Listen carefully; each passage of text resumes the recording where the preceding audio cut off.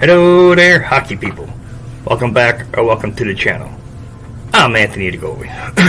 And as we continue on with our season team previews, we are now at number 9, the Edmonton Oilers.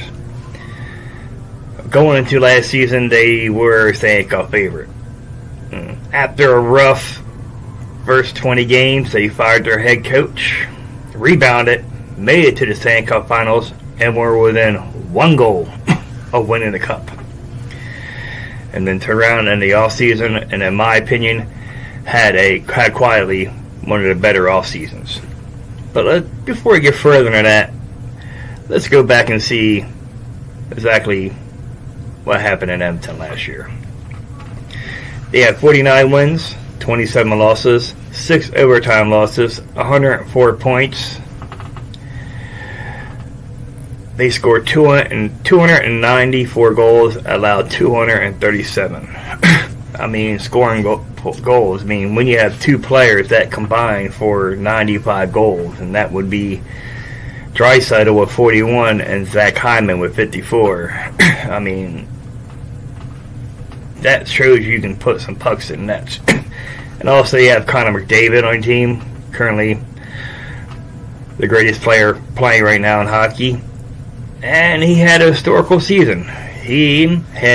McDavid, along with Kucherov from Tampa Bay, were the first two players to have 100 assists in a season since the 1990-91 season with Wayne Gretzky. That's some history there. That's skill, talent around you, and talent in yourself. We talked.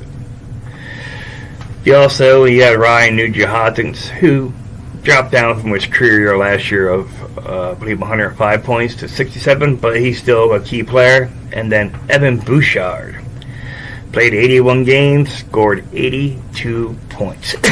He is the number one defense on the team, definitely. As far as defense, also, it's led by Bouchard. You also have Matthias Ekholm and Darnell Nurse. I know some Edmonton fans don't want to hear about that name, but you will later on, sorry. Defense is solid. They traded away Cody Ceci for cap reasons, but they still have a solid defense. And Ceci wasn't playing every game, so cap hit, gone. Edmonton still playing good. Forward-wise, still good. Goaltending was a question mark last season, and it can kind of still be a small question mark. Stuart Skinner played in 59 games, 36 wins, 16 losses, 5 overtime losses, a 2.62 goals against average, a .905 save percentage, and 2 shutouts. He answered a lot of his critics and proved them wrong in the regular season and also in the postseason. Calvin Pickard had a career year, 23 games, 12 goals, 7 losses, 1 overtime loss, a 2.45 goals against average, and a 9.09 save percentage, 1 shutout. These two made a good tandem last year, and they will be back this season as a tandem. And then you got good old Jack Campbell. 5 games, 1 win, 4 losses, 0 overtime losses, a 4.50 goals against average, 8.873 save percentage, 0 shutouts. That was a mistake from day one, and this is the second year of a 5-year contract. Well, he was bought out during the offseason, and then he signed with Detroit. Hope he bounces back there. And as we continue, as we talk about loss of Campbell, also they lost Warren Fogle to the LA Kings and Ryan McLeod to the Buffalo Sabres. He was done the trade. Fogle was free to sign it. And also, Edmonton was a victim of 2 offer sheets from the same team. Dylan Hollowell and Philip Broberg were both offer sheeted. And Edmonton did a match, and they both signed with St. Louis. So that's something don't really happen a lot. So But even though they lost some players, they filled them pretty well. They signed Victor Bargerson from the Kings. His main problem is his health. He played in 18 games last year, 6 goals, 9 assists, 15 points. And they signed Jeff Skinner from Buffalo after he's bought out. He played in 74 games, 24 goals, 22 assists, 46 points. He was coming off a 35-goal season last season. So he had an off year. He can bounce back, especially being around the town he is on Edmonton, yes. And if you look at it, basically, the Kings and Edmonton and Buffalo and then just traded players back and forth. And Edmonton was also able to re-sign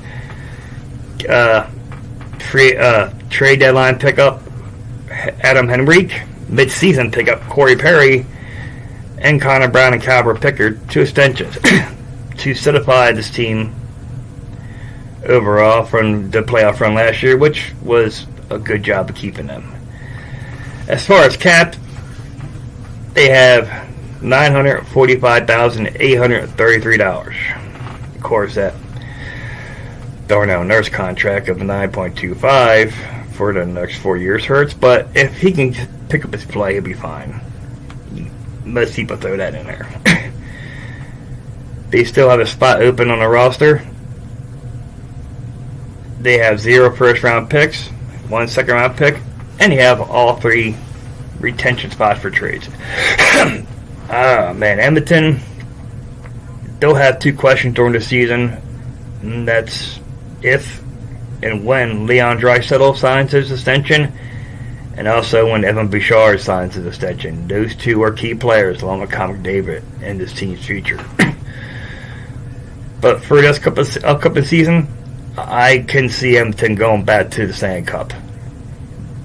They pretty much returned everybody from last year, and the people that they lose, they've replaced quite nicely during free agency period, and they have internal prospects to fill other spots. But overall, I feel Edmonton can definitely go back to the Stanley Cup final and possibly win it.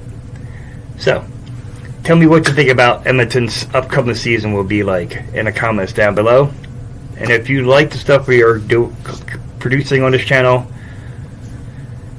and you want to see more things hockey from us, please subscribe to the channel and for all things hockey and like our videos. And also follow us on TikTok at Anthony.the.goalie. And until next time, as always, have a good day.